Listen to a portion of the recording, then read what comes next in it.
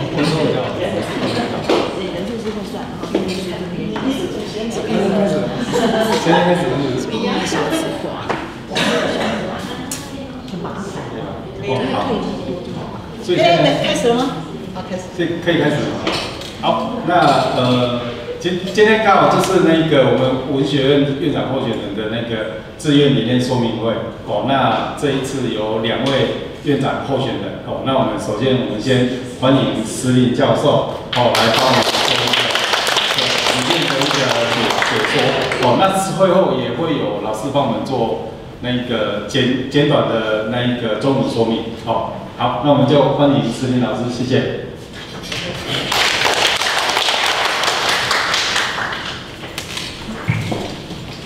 Good morning, everyone. Good morning. Good morning.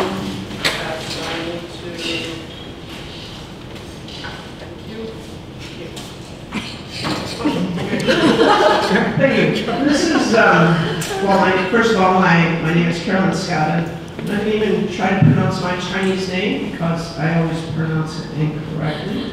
I recognize it though when I hear it.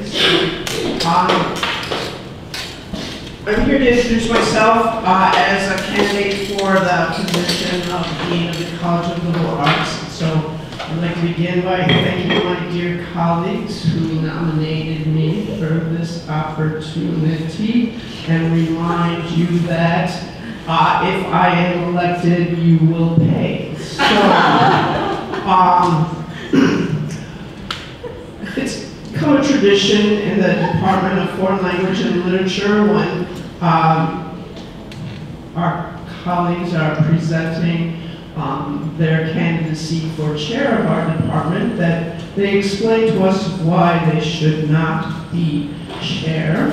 I could give you some good reasons why I should not be dean. And the first and most obvious, of course, is that I do not speak or read Chinese. And the second is, although I have sold my soul to the devil to retain my youthful good looks, I am actually on the verge of retirement. So I'm not supposed to be here for 2 years. So those are good reasons not to vote for me. But it is my understanding that we need to have 2 candidates to present to the president. And so I need to be one of those candidates. So please vote for me so that we can conform to the rules of the university. So I have prepared a very, very brief presentation about what I might do if I were the Dean of the College of Liberal Arts with the help, again, of some trusted colleagues.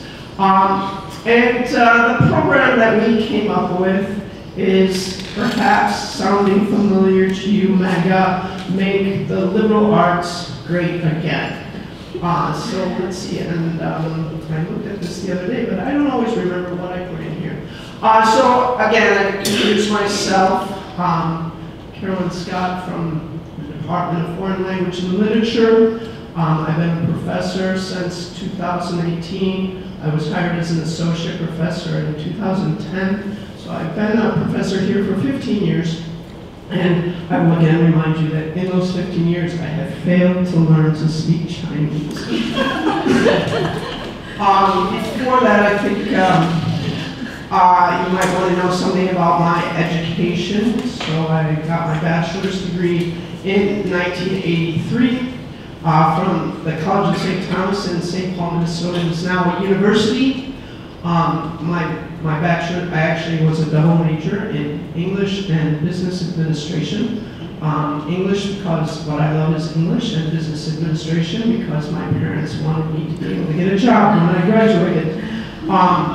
Then I went to Indiana University and received an MA in English literature and a PhD in 1991 in medieval and Renaissance literature with a specialization in medieval studies. So that's my educational background. This is my employment history. So you might recognize the name of Furen University. I was an associate professor there from 1993 to 96. I returned to my alma mater for 2 years while I was looking for a job, and then I spent 11 years at Pontifical College Josephinum, a very, very, very, very small school. So it looks impressive for me to say I was the chair of the Department of Humanities, but in fact, there were like 5 of us in the Department of Humanities, so it wasn't a difficult job.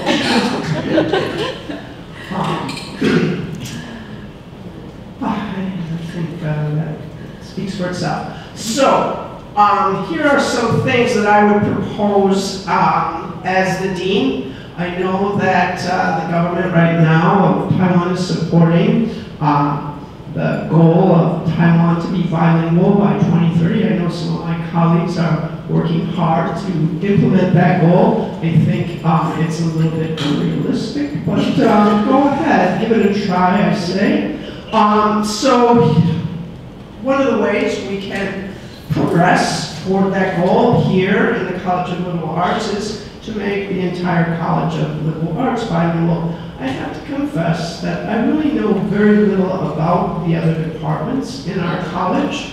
I know where some buildings are, I know where the Chinese literature department is, I know where the history department is. I'm a little vague as to where the archaeology department is, but I'm aware that we have one. Taiwanese literature department keeps moving, so I'm not sure where it is right now. And I know a few colleagues from those departments, but I really don't know very much about what the needs or the concerns or the problems of those other departments are. So the truth is my platform focuses primarily on the Department of Foreign Language and Literature because that's the only one I know about. But I actually think this is an unrealistic goal also, that the entire College of Liberal Arts should be bilingual, but it would be a step toward achieving the government's aims of Taiwan being bilingual by 2030.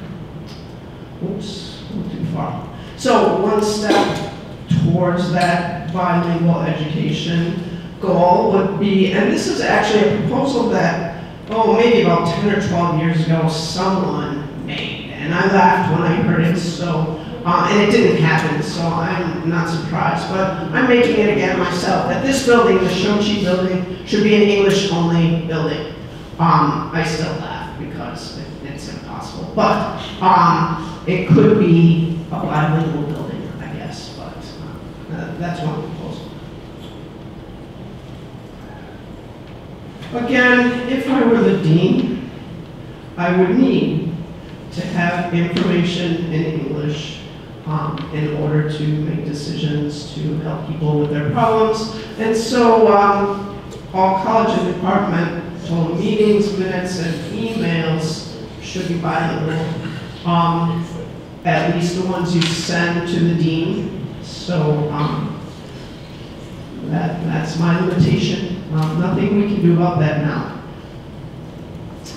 And then this was a suggestion from some of my colleagues who help me translate. And they do it for free out of the love of their hearts. But they would be very grateful if all professors helping with translation and interpretation could be paid. So I would certainly promote that as a valuable service to our college. So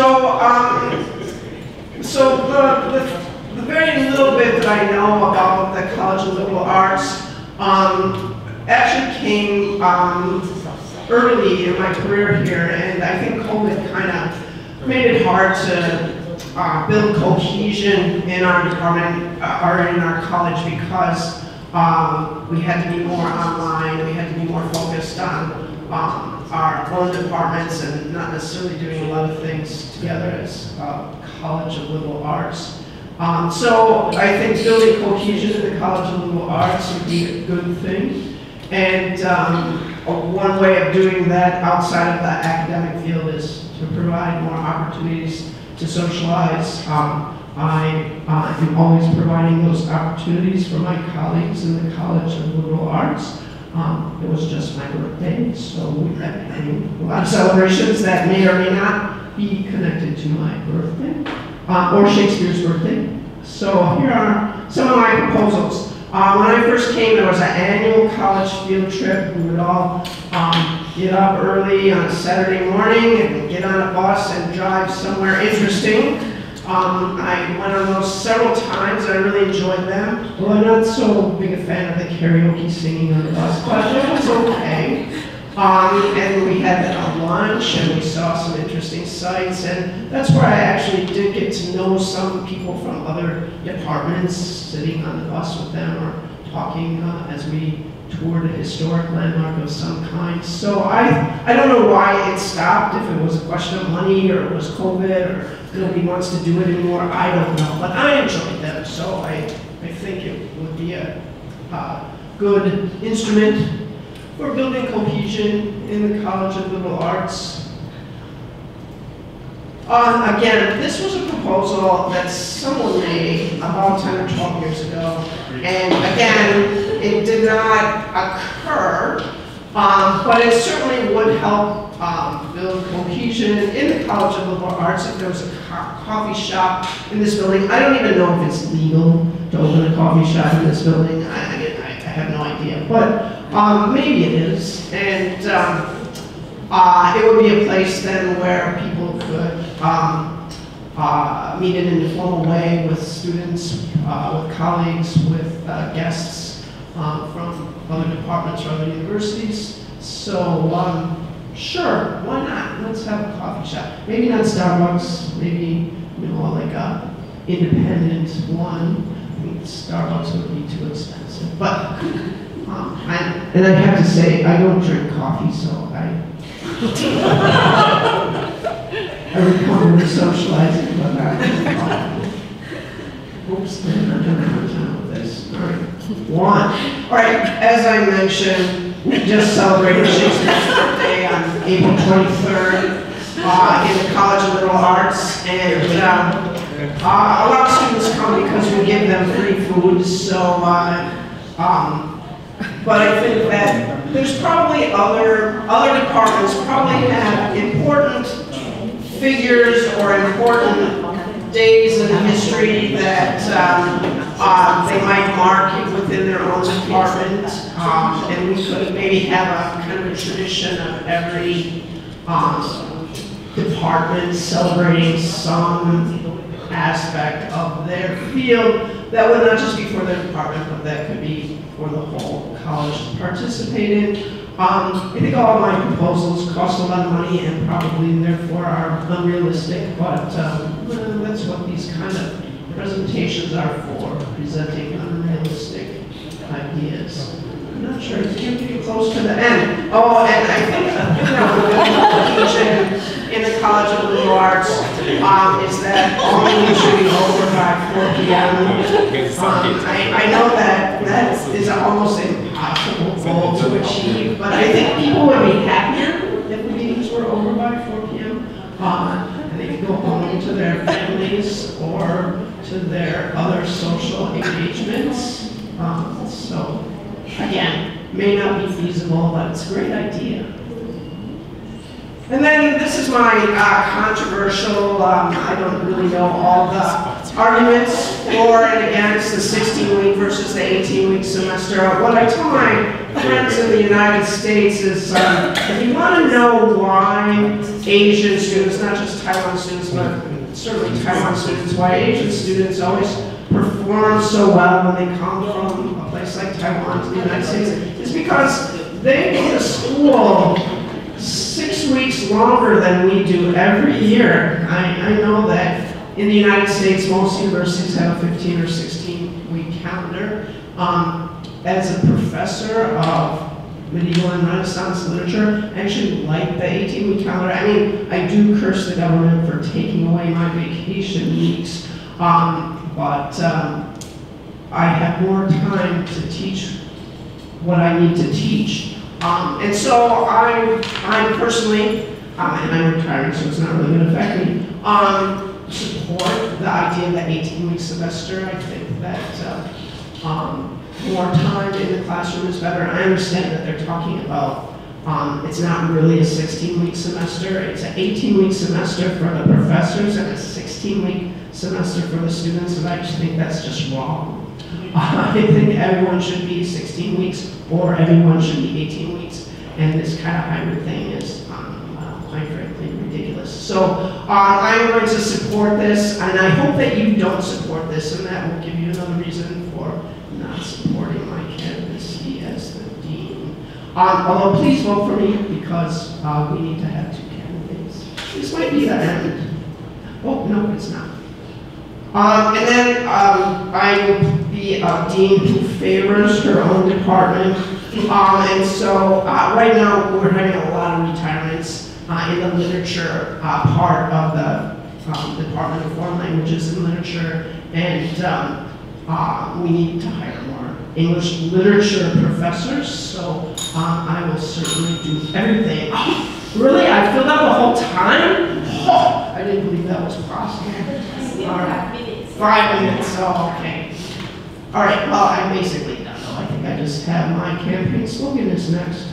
My campaign slogan is, si nominatus electionem non quadro, si electus fuero non seriat. So with that, do we do the Q&A right away, or do we do the Q&A after both presentations? Is it Q&A time for me? What's the summary? Oh, the summary, yes. But you translate this yourself. Oh, I prefer not to translate this. All right, I will translate it, I guess. Because many people already know what it says. It says, if nominated, I will not run. If elected, I will not serve. There's a quote from the Civil War, the U.S. Civil War General William Tecumseh Sherman, when they asked him to run for president of the United States. And you will notice there is no President Sherman of the United States. He did not run, and he was not elected. Thank you very much.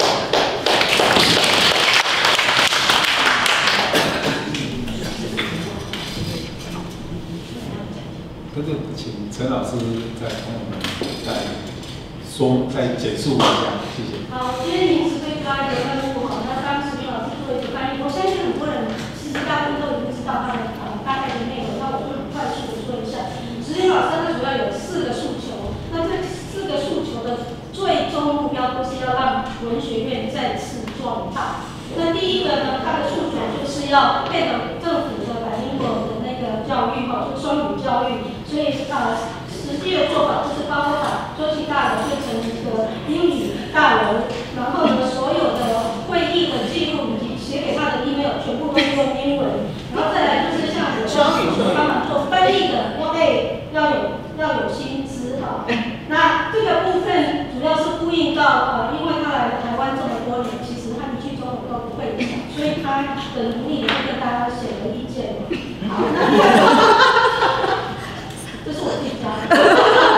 第二个部分，他的诉求是要凝聚文学院的凝聚力的。那这个部分的做法，它主要的都是透过一些社交活动。一个是恢复办理文学院的春游活动，然后另外一个呢，就是在休息大楼开设一个 coffee shop。然后第3个就是把外文系的那个每一年的莎士比亚的 party 变成一个全院的这个活动。那当然中文系台文系也可以各想一个孔子趴或者什么趴之类的，后面有什么？然后最后一个就是所有的人事会议都要在4年以前开始。那各位记得结束哦，4年以后结束，4年前结束。那所以各位主管可以想想看，是不是要提前到7点，早上7点开会？好，那第3个部分就是他个人是比较主张，就是为了保有我们学生的竞争力，我们需要保持18周一个学期的一个制度。第4个部分就是关于师资的部分，那我们需要极力争取英美文学的那个老师给文学院，因为外文系有很多的老师在这1-2年之内马上就退休。那我回过来就是说石林老师他最重要的一句话就是说，如果我被选上的话，那就是大家灾难的开始。那他的的原因，主要是他不会中文，再来就是他在2个学期他就退休了。谢谢大家。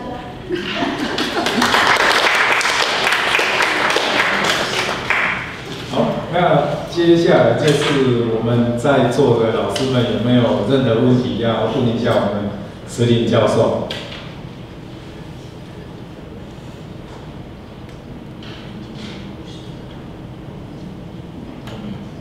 It's not a question, it's a confession that I didn't organize any trip. And I thought there was no money, but just now I asked them, they said, yes, there's money. So the future dean can organize any trip. But I think Exploring Taiwan will organize such kind of trip for the international faculty members in the future, requested by last week. Oh, okay. So it's not a question, it's the answer. Oh, okay, okay.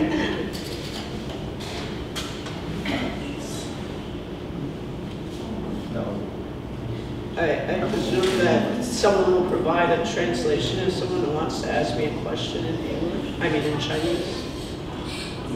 Maybe nobody wants to ask a question because they don't want to ask in English.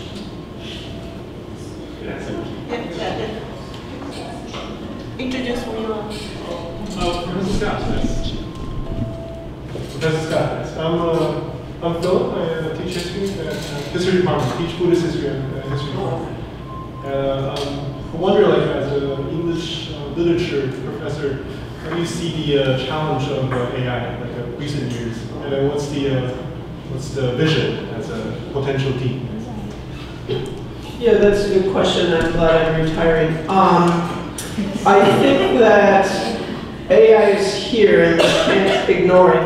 And so we need to learn how to use it ourselves, but more importantly, we need to learn how to teach our students how to use it. And this semester I'm teaching writing and I'm requiring my students to use AI. And then at the end of every assignment, I ask them to write a little bit about what were the pros and cons of using AI on the assignment that I asked them to do. I have them write a first draft without AI, and then I require them to use AI for their second draft, and then it's optional for any other drafts whether they want to use it or not.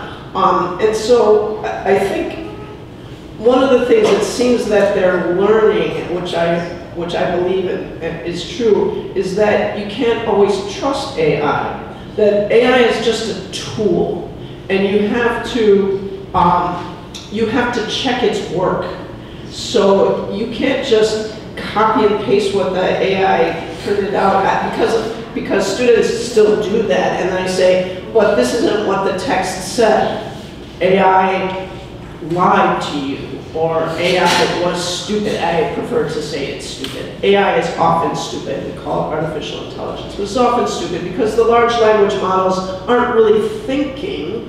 They're just gathering words that are associated with each other. And I think it's true for everyone who uses AI. You have to check. I've tried to use it a couple of times, and it doesn't write as well as I do, so I argue with it all the time about where commas go. So it's just, it's a waste of my time. But I think for students, it's going to be a fact of their life, and they need to know how to use it now. I don't know. I think our department is still wrestling with, I know I have colleagues who forbid its use. I know I have other colleagues who say, we don't even need to teach writing anymore, just let them use AI, and I am in the middle.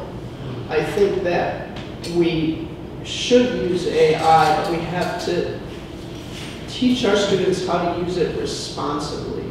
And I don't know the answer to that yet. I'm still learning myself. So I actually would be interested to know if anybody does have any answers to that question. But I think we're in a stage where we're going through a transition, and it's just going to take a couple of years to figure out how to balance that.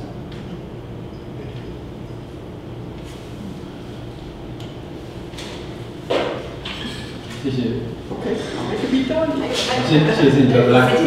there's another question? I just wondering, because you have experience of teaching in Taiwan and the United States, so I just wondering if you could share your ideas about how to teach students in both different culture settings.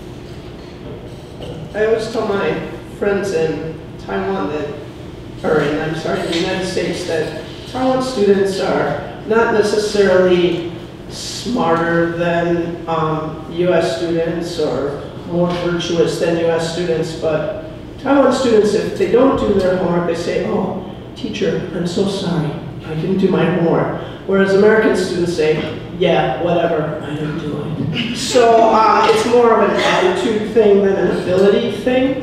I think that it's dangerous for me a little bit teaching in Taiwan because, well, it's not so much true now, but when I first started, students would believe everything I said, and that would just lead me to say crazy things to see if they would question me, and they never would.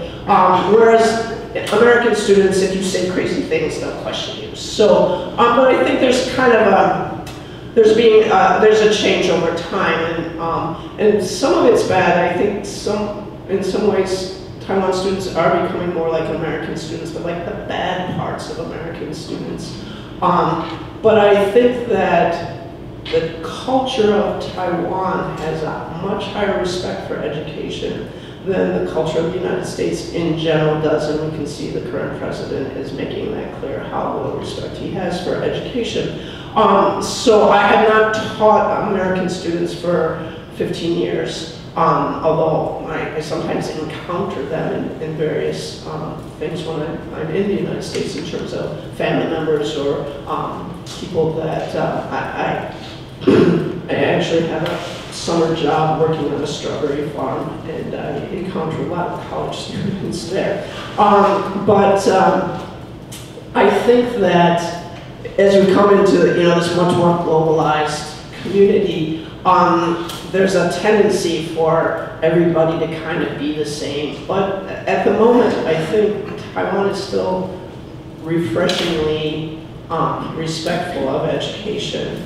And I think that's a characteristic we should continue to cultivate in Taiwan students, and hope that someday American students could have a similar respect for education. I don't know if that answers your question, but that's my personal opinion about the differences and the similarities between the two cultures. 好，那我们还有没有其他的那个老师要问我们那个施林教授的？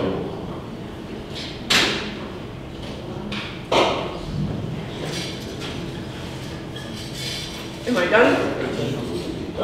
Do we have any questions? I don't have a question. I just have, well, you see my campaign slogan. Please vote for me because we need to have 2 candidates, but please don't vote for me because I don't want to.